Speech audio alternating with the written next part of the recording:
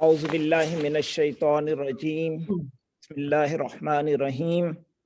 We begin the 10th West Coast ISNA Education Forum with the recitation from the Holy Quran. We have a young brother from California, Brother Zian Ibrahim, who has completed the memorization of the Holy Quran last year at the Institute of Quran under the direction and guidance of Ustaza Badia Khazal.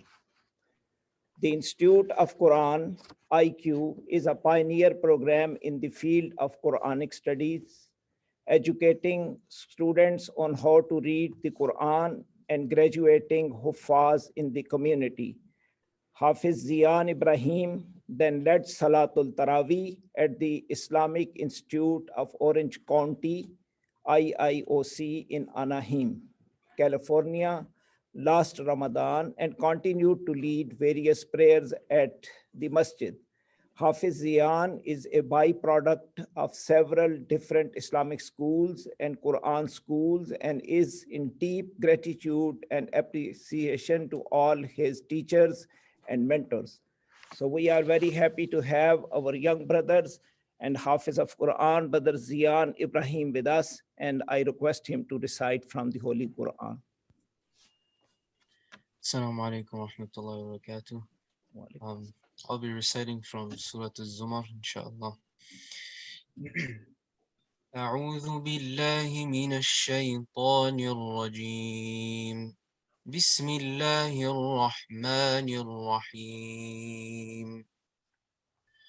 وإذا مس الإنسان ضر دعا ربه منيبا إليه ثم إذا خوله نعمة منه نسي ما كان يدعو إليه من قبل وجعل لله أندادا ليضل عن سبيله قل تمتع بكفرك قليلا إنك من أصحاب النار أمن هو قانت آناء الليل ساجدا وقائما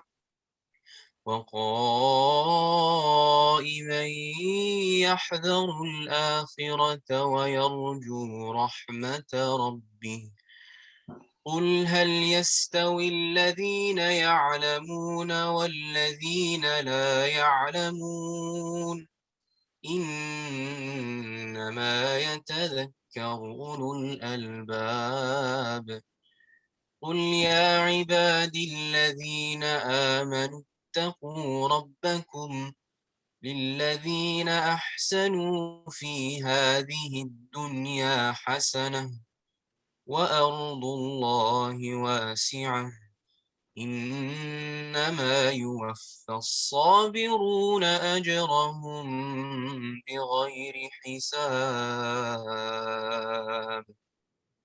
صدق الله العظيم. Now I'll be saying the translation. Is afflicted with harm, they call out to their Lord, turning to him alone. But when he bestows them blessings on them from him, they forget the one they were calling to earlier and makes partners to Allah to misguide from his path. Say, enjoy your disbelief for a while. Indeed, you will be from people of the fire.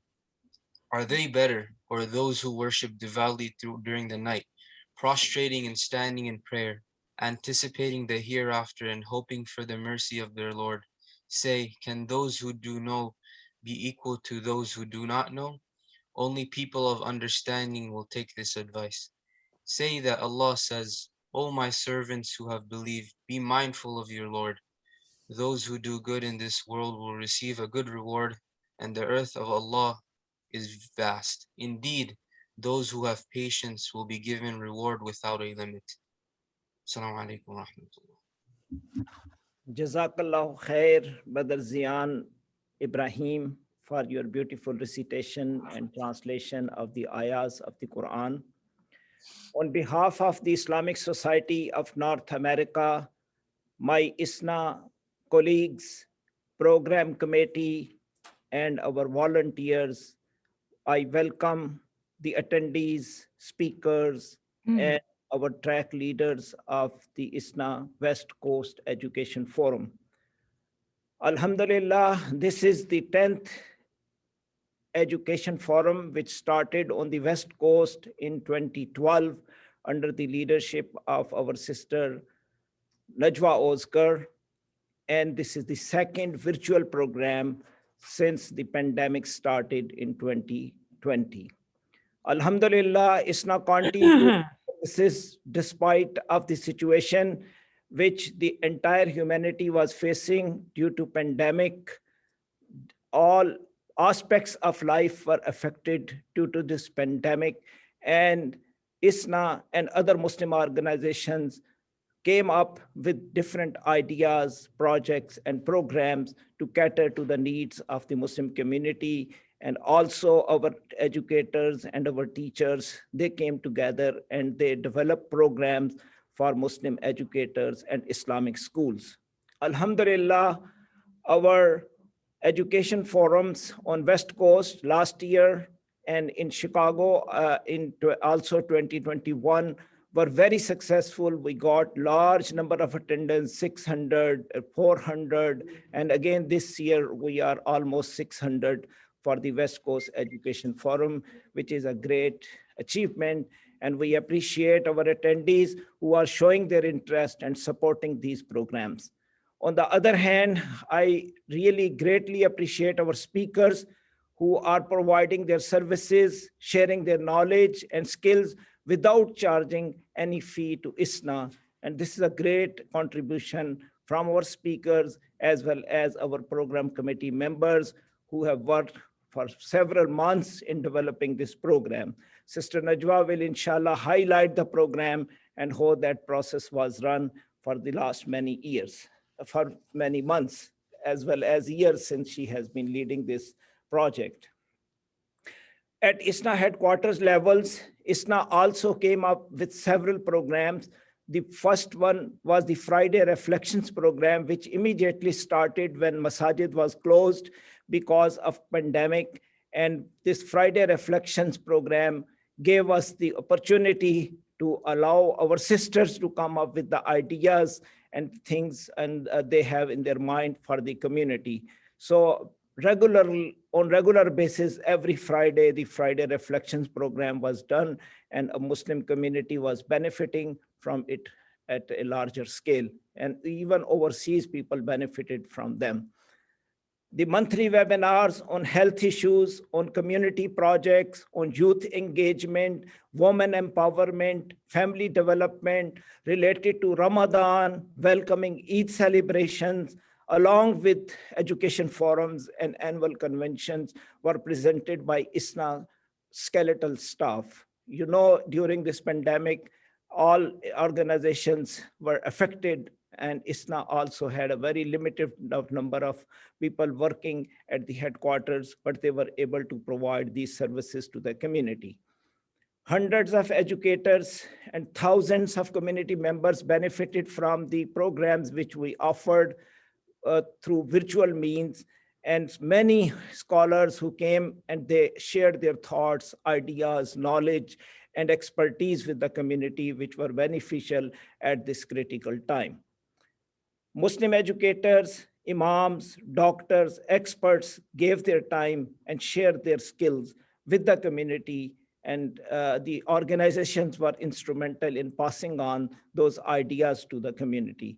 We hope that inshallah this pandemic will be over soon, and we are looking forward to having our next education forum in Chicago on May 13, 14th, and 15th. Inshallah, if everything goes well, our program committee will start working on the program, and inshallah we'll be able to offer a program where our educators will meet in person, directly interact with each other, as well as with the presenters of the education forum.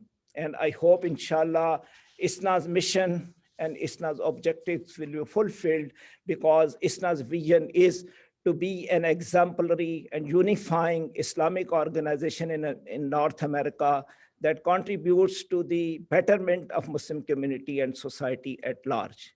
So let's join our hands together and support ISNA and support all those projects which ISNA is offering with the help of our volunteer, with the help of the program committees, with the help of the speakers who are giving their time and sharing their knowledge. May Allah subhanahu wa ta'ala accept them and make these efforts acceptable on this dunya as well as in the akhirah, inshallah. No, it's my honor to invite the founder of this education forum on West Coast and the chair of West Coast ISNA Education Forum, our dear sister Najwa Ozgar. She is leading this effort from 2012, mashallah, and dedicated her time. And also her family has been supporting this project from the very beginning. Sister Najwa Ozgar is the chair of the West Coast Education Forum since 2012, and she is the founder and executive director of Merit and the founding school head of the New Horizon School, Pasadena, NHSP, and she has, mashallah, gave a big name to that school. Sister Najwa obtained an MS degree in pharmacy at the University of Istanbul in Turkey and an MA degree in human development from Pacific Oaks College in California. Sister Najwa led the establishment of NHSP and was instrumental in obtaining its accreditation from WASC and CAIS. With her leadership and guidance, NHSP earned the Blue Ribbon recognition from the Department of Education. Sister Najwa is currently providing Islamic schools with board training, principal coaching, accreditation, school establishment, development and evaluation, and consulting. She chaired many accreditation teams on behalf of different accrediting agencies. Najwa was invited 2 years ago in a row by US State Department to Saudi Arabia and Bahrain to provide workshops on how to raise public awareness campaign, school marketing, parenting, volunteer management, leadership training, and more. Sister Majda is the mother of 4 beautiful children, Leila, Burak, Murad, and Umar, who provided great service for humanity during this pandemic. I welcome Sister Najwa Ozgar, and she will, inshallah, give us the background as well as the information about the program. Sister Najwa. Assalamu alaikum, my dear brothers and sisters. Alhamdulillah, it's a great day just to see so many of you and attending this conference. And I'm so excited because I have about 66 people in front of me and I don't have to wear a mask. It is these days it is like you cannot go out without a mask. So I'm so excited. Brother Mukhtar gave me such a good introduction, but I really feel that my team deserves all the applause. And it is starting with Brother Mukhtar himself. He's a wonderful person to work with. I never worked with anyone who's so attending and who's so wonderful responding, and also Sister Tabassum. These are 2 people from ISNA that they were great when we were working with them. Besides that, I have a great team: Brother Sadiq Al-Hassan, Sister Shahida Ali Khan, Sister Sufia Azmat, Sister Suraya Bobatra, Sister Azra Nakwi, Brother Fawad Yaqub, and Sister Mesa Yusuf. This is a wonderful team. You can't go wrong with this team. So it is almost like every year we put the very similar team because these are wonderful people to work with. I also want to thank our sponsors, which is American Islamic College and Eldin Foundation. And these group of people, they believe in us and they also support us. This year, the theme for the conference is resiliency, hope, and faith, staying committed to our mission. And it is quite wordy, but it is so meaningful to us because we felt like with all the pandemic going on, all the problems going on, and all the tasks that the school leaders and the teachers and the principal have, they need to be really resilient to be able to deal with all the host issues pandemic brought. And it is very difficult. We are losing teachers. Students are getting sick. The parents are getting upset. If you do too many testing, the parents are upset. If you don't do much testing, the parents are upset. So it was quite a bit a challenge. But what we say is, in fact, this was last year's the theme. It is inna ma'al usri yusra. So Allah is promising in the Quran, with every challenge, there is a ease. So we believe that there is a ease, and on top of it, inshallah, we will be all rewarded in hereafter. We need to be resilient. We shouldn't lose our hope and faith, and we need to be staying committed to our mission. And all our leaders, educational leaders, are doing that.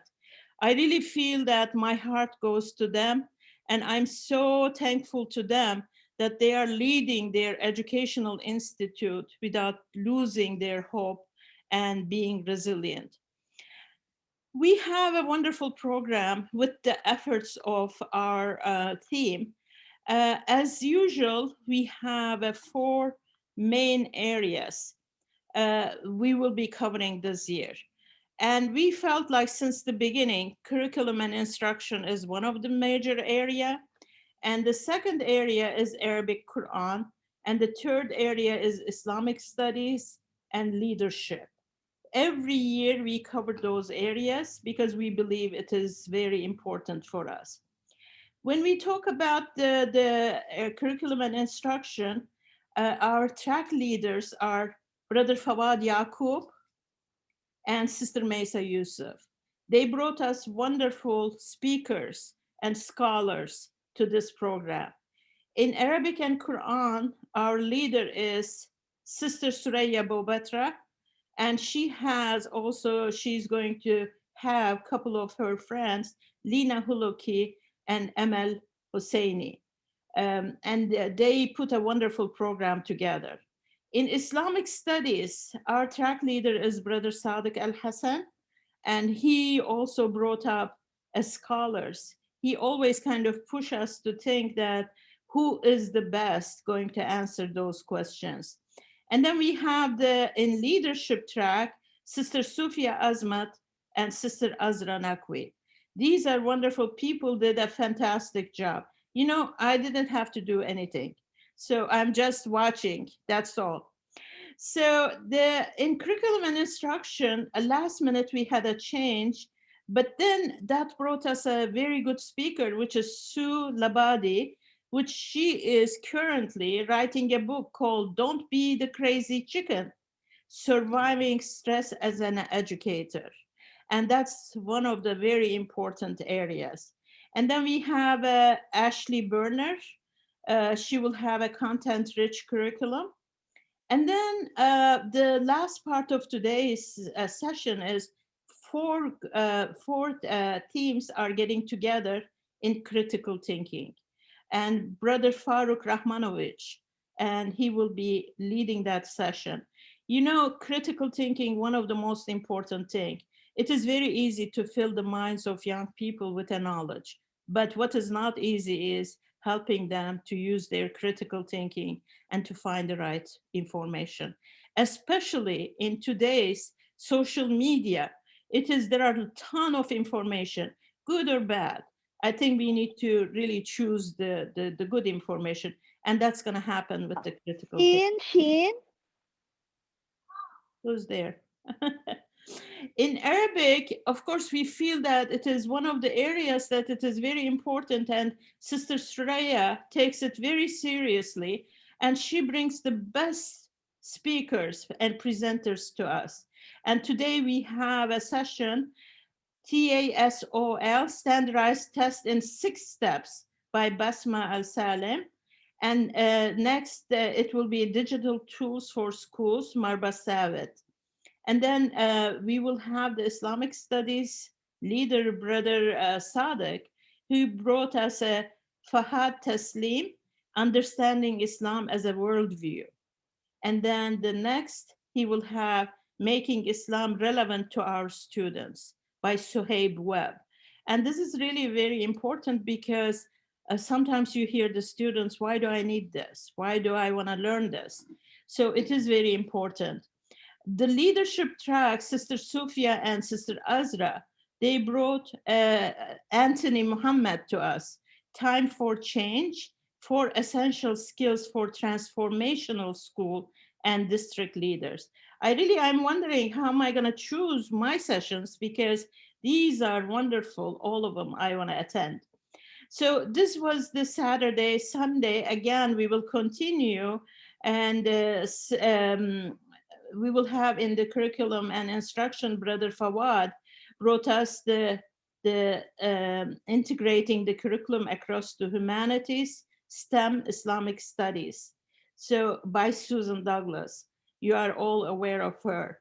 And then we will have in Arabic session again, Sister Suraya brought to us is Sunday schools, Celebrate to Educate by Samar Dalati, and then towards effective teaching of the Holy Quran, Tafsir Standards by Dalia El-Dib. These are wonderful speakers that it is not that easy to get them, but Alhamdulillah, they were all wonderful to accepting our invitation. In Islamic studies, we have the Nurturing the Fitra as a preventive measures for un-Islamic beliefs by Yasser Kadhi. You know, this is one of the areas it is very dear to my heart. I know that we are all born with fitra, but how are we going to nurture our fitra so we will be people that Allah wants us the way that He wants us to be? And then we have the making Islamic studies a positive experience for students. This is something very important and dear to my heart. I don't want any of our students to leave Islamic school thinking that it is like, I didn't learn anything or it was a useless information. So inshallah, we will have a great session. And then we have a session that it is 2 sessions we put together by Professor Douglas Reeves. This is because last year we had him and everyone felt like we didn't have enough of him. He's going to talk about teacher retention and avoiding burnout through building trust and resilience. So it is going to be a great session. And after the lunch break, we are going to have one session that it is very important about mental health issues in our schools. We are finding out lots of our students are feeling depressed and not happy. And because, you know, one of the things I was talking to a psychologist and she was telling me because their habits are not there anymore. They cannot do so many things that they enjoy. They cannot go play outside with their friends. So there is this depression.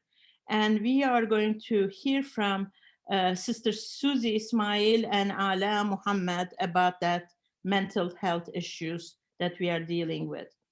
And then we have the concluding session and ISNA announcements and thank you by Basharat Salem. Basharat is another important person in our work. He is always supportive of our efforts and he's the ISNA executive director. He will be talking for a few minutes and then we will have the concluding remarks and dua by Brother Safa Zarzur. He's the ISNA president.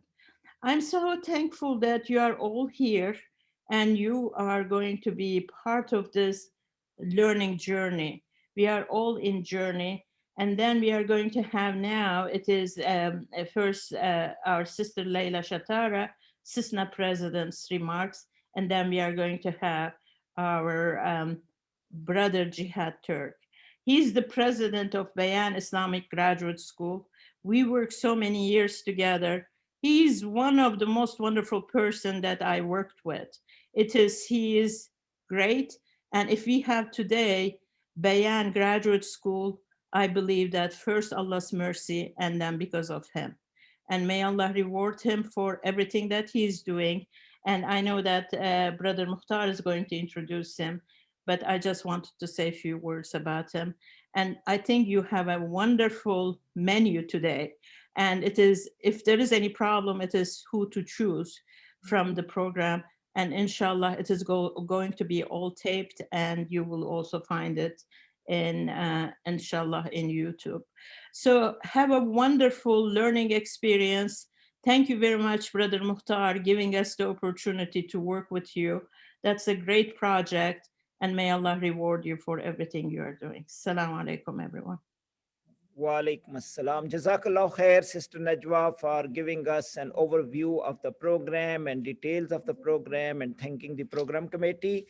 Our next speaker is our CISNA president, Sister Leila Shatara. And because of the time, I will give a very brief introduction of her, because at 9:30 we wanted to have Brother Jihad Turk start. So Sister Leila Shatara is the president of the Council of Islamic Schools in North America, which is well known as CISNA, and she is head of an Islamic school in New Jersey. She is a PhD candidate in educational leadership and research methodology at Florida Atlantic University. She also served on ISNA Education Forum Program Committee for Chicago Forum, as well as for the West Coast Education Forum last year. I welcome Sister Leila Shatara, and she will give us her remarks on behalf of CISNA. Sister Leila, please. Thank you. Assalamu alaikum, everyone. Bismillah ar-Rahman ar-Rahim. Alhamdulillahi Rabbil Alameen. As-salatu was-salamu ala Sayyidina Muhammad wa alihi wa sahbihi ajma'in. I'm so grateful, alhamdulillah, alhamdulillah, thumma alhamdulillah, that we are back together. This group of people on the screen that are also the ones coming on and off are colleagues that I admire and respect and truly, truly love for the sake of Allah subhanahu wa ta'ala. And we were talking about this earlier, that being around people who are on the same path really, really gives us energy and hope. And it's good to be among brothers and sisters who are walking on that same path.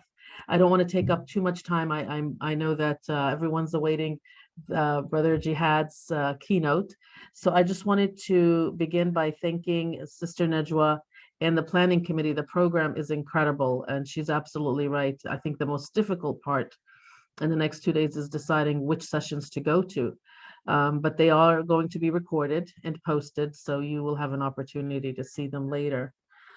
So thank you to the committee, Jazakumullah khair. And also, I want to take an opportunity to thank ISNA for continuing to support Islamic education with these forums. They are unique in this country, and ISNA has done an amazing job over the past several decades to help us continue to develop our schools, alhamdulillah. So may Allah reward all those at ISNA.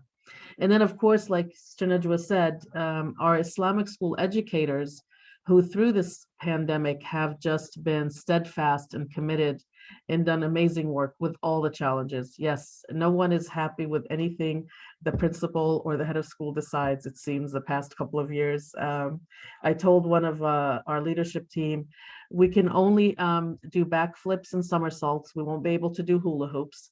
So we will take care of some things and do the best that we can. But I think in all of it, we have to remember that the most important thing is for us to be kind to each other. Just really understand that we're all having a hard time. Everybody's struggling. Everybody has their own challenges. And no matter who comes at you with whatever, whether it's not such nice words or really difficult things that they're saying, and it's hard for you to hear, just let it go. I think that's been my philosophy, is let it go. respond with kindness, and do the best we can. And and we need to model that for our children. And we talk about what do we want our students to leave our schools with. Yes, we want them to be amazing academically, to really have foundations in their knowledge of their deen.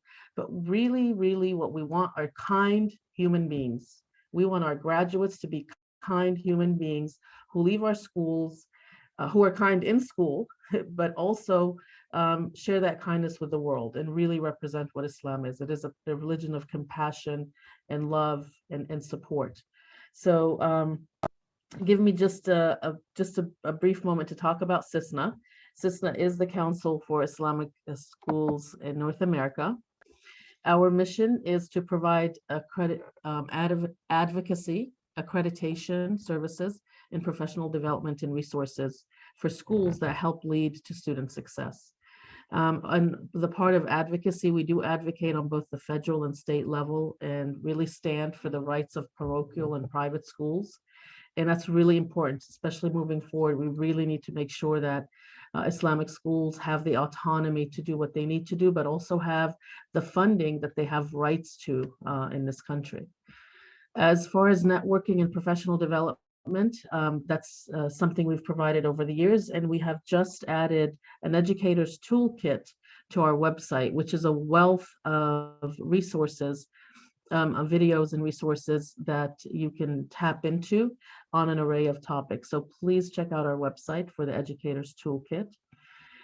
We've also just become members of the Global Association of Islamic Schools. It's an international forum of Islamic school groups. And we're looking forward to collaborating on an international level with Islamic educators so that we can actually help develop, using our experiences and our experts to really develop on this journey of making our schools the best that they can be. As for accreditation, I just want to remind our schools that this process of accreditation is a process of self-assessment and self-discovery. Our focus should always be on how do we become better, where our weaknesses, where are our strengths, what do we need to do to really serve the needs of our students.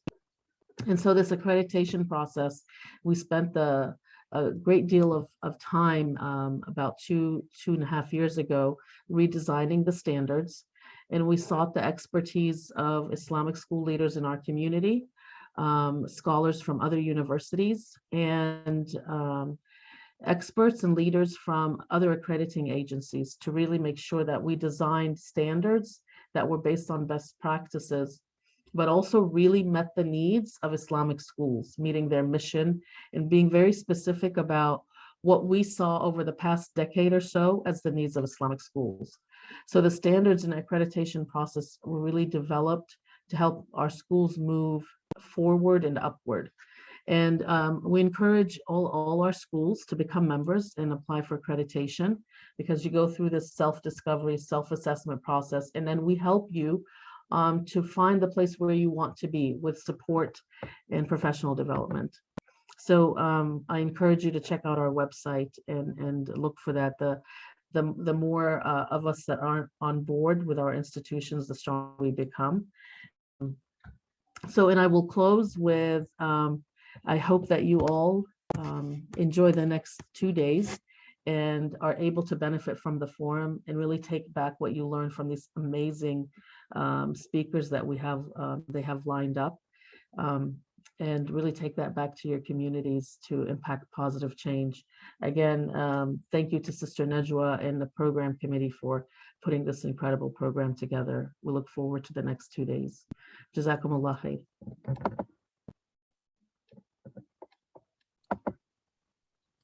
Assalamu alaikum. Thank you very much, Sister Leila. She has been elected recently as CISNA president again. So we welcome her and hope, inshallah, CISNA will develop better and more programs for the Islamic school, inshallah. So our next speaker is Brother Jihad Turk, and I hope he has already joined us, inshallah. I welcome him and I will read his brief bio. His bio is already printed in the program book.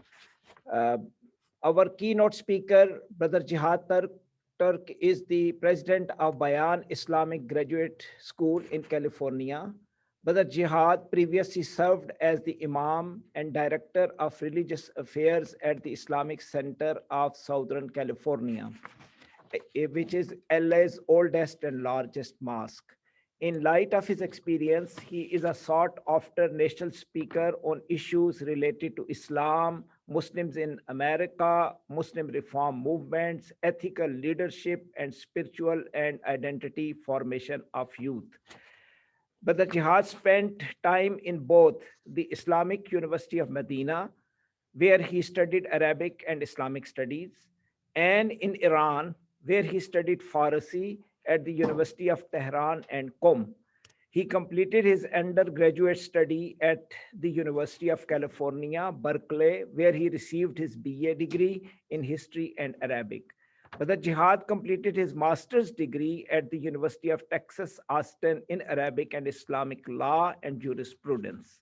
He taught as adjunct faculty for many years at UCLA at Southern Western School of Law. Currently, Brother Jihad is working on a doctorate in education at the University of Southern California, and he is also heading the Institute, Bayan Islamic Graduate College, as its president. I welcome Brother Jihad Turk, and inshallah, we will be listening to his keynote address for the West Coast Education Forum. Brother Jihad. Good morning. Assalamu alaikum. Let me begin in the name of God, the most compassionate, the most merciful. Bismillah ar-Rahman ar-Rahim. Wa salatu wa salamu ala Sayyidina Muhammadin wa ala alihi wa sahbihi ajma'in. We have about 20 minutes left before your first session starts. And so in these brief few moments, I wanted to share with you a couple of stories and frame a little bit the conversations that we'll be having over the next 2 days regarding the education of the next generations of American Muslim youth. The title or the theme for the conference today, I wanted to flip it on its head. So I'm going to share, if the host will give me that permission to do so. I wanted to share a PowerPoint. So I just need permission from the host to be able to do that. But while I'm gaining access to that permission, which I now have, they're very quick. MashaAllah. You're right, Najwa. They are fantastic. I wanted to start with this first slide, in which we invert the title on its head. So the title of the conference is Resiliency, Hope, and Faith, Staying Committed to Mission. I want to discuss it in reverse order: staying committed to mission, faith, hope, and resiliency. And so, the first question I have, and I'm going to give an overview of the presentation if we have time to get through it all, inshallah. The first question I have for you is, what is the mission to which we are committed, right? So if we're staying committed to our mission, what is our mission? And this part is interactive. So the chat box is open, and I'm going to ask you to answer this question in the chat, and I will take a few notes, and then we can have a quick conversation. While you're typing in, I remember we hosted in the run-up for Obama's election at the Islamic Center a surrogate of his who was one of the Kennedy family members. And he came and he delivered a fantastic speech. And I got to know him a little bit. His name is Max Kennedy. And I talked to his wife, who was even more fascinating. She was a master teacher of professors at universities. And so I said, give me one piece of advice in teaching in the classroom. And she said this: do not be afraid of the pregnant pause. I said, tell me more. She said, sometimes when you ask a question,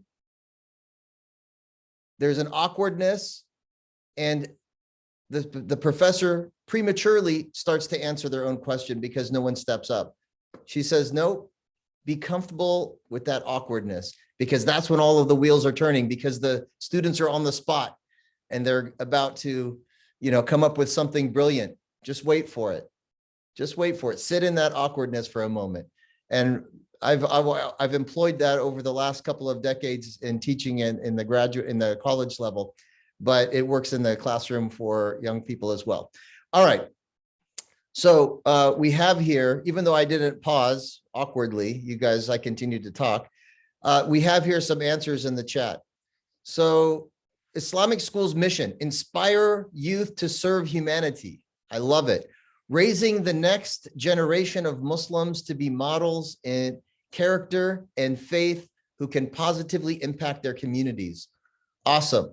Your school's mission and that of educators. All right. So, which is what? I noticed that Mukhtar had memorized the ISNA mission. Do you each have memorized your school's mission? I love that, Mukhtar. To support our students' social, emotional, intellectual, and spiritual needs. Love it. To prepare Muslim leaders for tomorrow, have successful students in life from all aspects. Our mission is to stay on the straight path to please Allah, producing good Muslims who fulfill their duties as servants of Allah and stewards of His creation, to provide quality academic and Islamic education to our community, educating humanity to serve God, along with tarbiyah and character development. And then lastly, and I'm going to move on, to install an Islamic worldview as our students navigate through life. Brilliant. I mean, you know, I'm inspired. I know some of you personally, not all of you. I've worked very closely with Najwa. She was the chair of our board and is my role model. But we have some students and graduates of Bayan here as well. Sufia Azamat, of course, and Kafa. I think I saw Kafa in there off camera. These are excellent missions that we have. And I would say it's one mission. But I wanted to twist the question slightly and say, okay, what's the purpose of education? Now, this is a slightly different question. And I just want to pause here for a moment. What is the purpose of education? And there might be some overlap, but I want to, while you're thinking about that, give a brief overview of how the evolution of learning theories has developed over the last 60, 70 years. I'm sure we're all familiar with behavioralism, or behaviorism rather. Think of Pavlov's dogs, right? When you ring the bell, the dogs start salivating because they've been conditioned to associating the ringing of the bell with the meal being served. And so their physiological response is to anticipate eating, and they would start to salivate. So based on that kind of study, that theory of learning is that children have very little innate influences that impact their behavior. It's all conditioning from the outside. This is, of course, antiquated, even though there is a kernel there. There is something to be said about conditioning practices, having habits. There's still something there. It's not to be thrown away entirely, but it is not the most advanced and developed and all-encompassing learning theory. Next, we have cognitivism. Cognitivism is from cognition, to focus on how the brain works.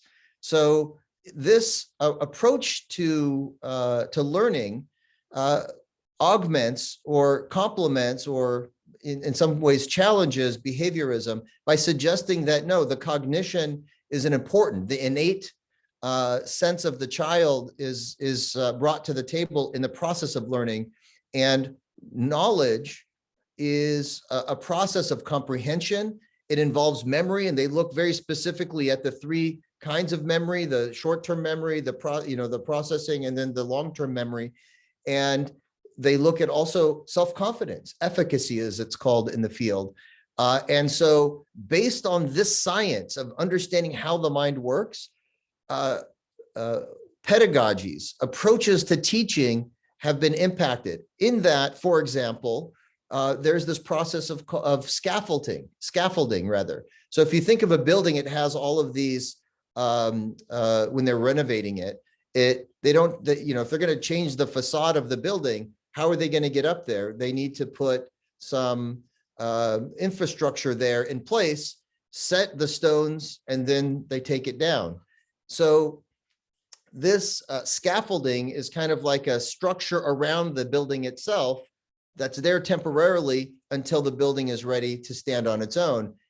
This is the model that cognitivism supports, to scaffold the student, to provide them with an easy on-ramp to understanding, cognition, and implementation and practice so that they have confidence, because studies have shown that a student's sense of confidence in how they are able to achieve success in whatever subject that they're studying does impact their ability to do it. And so having support, showing them, modeling for them, and then also giving them quick feedback specifically in areas where they could benefit from, but immediate feedback, not waiting until the end, until they have a large body of mistakes, and then giving them general feedback, but giving them immediate, almost instantaneous, quick feedback and tips on how they can improve. So there's some there with cognitivism, but it's not the end all and be all.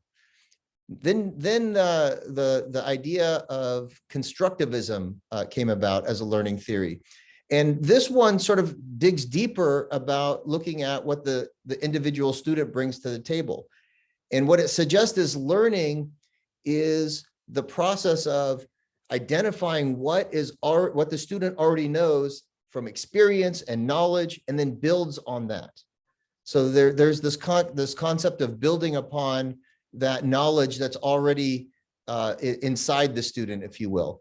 It also suggests that that students work well in groups, and that there is a important peer-to-peer element in effective learning, that it's interactive, that it's not passive, and that students who actively engage in the subject can learn it more effectively, and it's student-centered. And then lastly, we have experientialism. So experientialism is an approach to learning in which the teacher is a participant guide, going on the learning journey together along with the students, and helps. And I heard this in the mission of some of you at the beginning of this talk. They talked about your role is to, or your mission is to inspire the students. And so this really reflects this experientialism approach in which the teacher is inspiring the student with a sense of awe and wonder and discovery, and is really just guiding, but it's a negotiated process by which learning happens. Nature, exposure to nature and physical challenges. I remember my wife, who taught at New Horizon in Pasadena, was back in 2000, 99, 2000, 2001. She was teaching 6th and 7th grade English, history, and a few other classes. They went on a field trip with the older students, and I was asked to join as well. And we went out into nature, and we stayed in sort of rough accommodations, and we went hiking, and we went on a high ropes course and all of that. And to me, this reflected experientialism in practice, because here you are taking the students, letting them experience something, explore, wonder, have a sense of awe, and then also experiencing a challenge that seems too insurmountable. But with some scaffolding, some support, one step at a time, they were able to push themselves beyond what they felt comfortable in doing at first, or thought that they could do, in achieving success at the high ropes course. You know, climbing up a very high tree. People are sometimes very scared of heights, and then, you know, pushing themselves to perform certain obstacles. So this theory also suggests that in social dynamics, because, you know, in the mission that you all articulated, you're looking at developing the whole child, the character, the spirit, the intellect as well. And, you know, John Wooden here at UCLA once famously said, sports don't build character, they reveal it.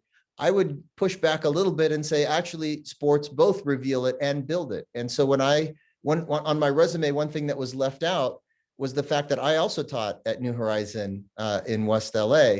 And when I first moved here in 1999 to pursue my PhD in Islamic Studies at UCLA, in between my master's and my PhD, I had 1 year in which I taught 2nd, 3rd, 4th, and 5th grade Islamic Studies and Quran there at the New Horizon School. And, you know, it was a it was a challenge because here I am in the classroom. Granted, I'm an Islamic studies, specialist, but not an educator at that time. I'm a doctoral candidate at USC, but at that time I was, experienced as a youth director or, leading as a youth counselor, but I hadn't taught in the classroom. And so at that time, New Horizon was still developing its Islamic studies and Quran curriculum. And so it was kind of a carte blanche, like, okay, teach these subjects to these different grades and then make notes so that we could build a curriculum in part based on your experience. And so I was kind of thrown into the deep end of the pool and was making it up as I was going. But I started thinking to myself, what is it that I can do to, what is it I'm trying to do? I'm trying to not just teach knowledge to the kids, but I'm trying to develop a connection, like a spiritual formation, right? To connect their souls, their hearts to the divine. How do you go about doing that? And so, I played sports with them for, during recess and after school. I also, in addition to making the class environment one in which they are inspired, that they are, we tell stories, not just stories of 1400 years ago, which we did, but contemporary stories and imaginary stories, because stories is really the way to connect to young people's sense of imagination and awe. And so stories, if done right, can really make a big impact. And I'm going to speak more to that in a little bit. But also, one of the things that I thought to do was to say, okay, well, spirituality is also a very individual experience. Yes, as there's a collective and we prayed together, but it's, and you tried to model, and in doing so, one of the things that we would model is making supplication in English, making it accessible so that they can see how you as a teacher connect to God, what you're hoping for, what your aspirations are, what you're longing for, what your complaints are to God, and they see your connection in a transparent way to the divine, and that in many ways is a model for them. But also I had them keep individual journals, not second graders, but third graders, fourth and fifth, keep journals and just ask them questions about, what's life about, and what is the purpose of difficulties in life, et cetera, et cetera. So this, and students were at different levels. So there's part of the heart, part of the cerebral, the intellect, but also, in the sports and in the community, there's the social and the emotional, and then in the individual modeling, there's the personal. So these are a summary of the various learning theories, and there are more. This is not comprehensive, but we have limited time. So to capture what you said earlier, the purpose of education, to inspire the student through modeling, story, and guided inquiry to achieve his or her full God-given potential in knowledge, character, and spirit. I think that captures what you all said, and I anticipated that you would maybe come up with something along these lines. The second half of the title, although we only have 5 minutes left in the talk, the second half of the title of the theme is resiliency, hope, and faith. So in reverse order, faith, hope, and resiliency. I just thought I would share a quick point on each of those. And the reason why I inverted it is because with our mission clear, it's really faith that's the foundation of everything else. That's the foundation of our hope and our resilience. And so I love this teaching of our beloved Prophet Muhammad sallallahu alaihi wasallam, where he says, where he says, "An Suhaib ibn Sunan." I'll skip to the Nas. "Ajaban li amri al-mu'min, inna amrahu kullahu khair, wa laysa dhalika li ahadin illa lil mu'min. In asabathu sarra, shakara fakana khayran lah, wa in asabathu darra, sabara fakana khayran lah." He said, وَكَمَا يُقَالُ, how wonderful the affair of the believer is. Indeed, all of his affairs are good for him or her. This is for no one but the believer. If something good happens to him, he is grateful to Allah, which is good for him. And if something bad happens to him, he is patient, which is good for him or her. This is the foundation, my brothers and sisters, my beloved teachers and servants of the community, this is the foundation. This is what informs our own conduct. This is what we turn to when times are good and when times are bad. And really, that's kind of how things are divided. They're either good or bad. There are some neutral things, but that just means that they're less good or less bad. But generally, everything that you face is either good or bad. And it's all good for the true believer if we have the right mindset. And that is to trust in God. God doesn't hold us to account for more than we have to bear. You know, there's the verse in the Quran that says, La yukallifullahu nafsan illa wus'aha. Sometimes people translate that as, you know, God doesn't challenge us. God doesn't place upon us more than we can bear. But what the Arabic actually says is God doesn't hold us to account. A taklif, kallafa, yukallifu a taklif, means to hold accountable for more than we have the capacity to bear. In other words, all we can do is our best. And then we trust in Allah beyond that. That's so reassuring for us psychologically. Sometimes people say, well, if I'm facing it, I must be able to overcome it. Not necessarily. We have limits as human beings, and God knows what those limits are. All we can do is our best. All right, hope, the power of stories. You know, when I was the Imam at the Islamic Center, if there was an up-and-coming khatib, we would say, go give the khutbah to the New Horizon schools in the downtown New Horizon, and we'll see how you do. And if they could really effectively give khutbahs and tell stories and grab the attention of second graders, then they're ready for the adults. And one of the best at that was Dr. Hatut, not Maher, not Hassan, but Jasser Hatut. And I'll never forget, he told this one story in his khutbah to the New Horizon school kids, where he was with his son. He was out they were in a rowboat out in the marina, and they went out into the ocean, and, you know, wasn't quite paying enough attention until he realized he couldn't get home. He couldn't, like, there was no way. It was so far away and the tide was taking him away. He started to panic, and his son was with him at that time. He was just a young boy. And, you know, he was, you know, starting to really, like, he couldn't hold it. He couldn't hide his fear because he thought, okay, we're lost. We're going to die out here in the, you know, and he said, you know, his son turned to him when he saw him panicking. He says, Baba, don't fear, trust in Allah. So they made a dua, and lo and behold, a big boat came by, and they saw them out there and were able to rescue them. Subhanallah, out of the mouths of babes, right? So, you know, having hope, telling that story, all right, in which, you know, here the young person provided hope, but just in general, trusting in Allah is the second lesson from this one.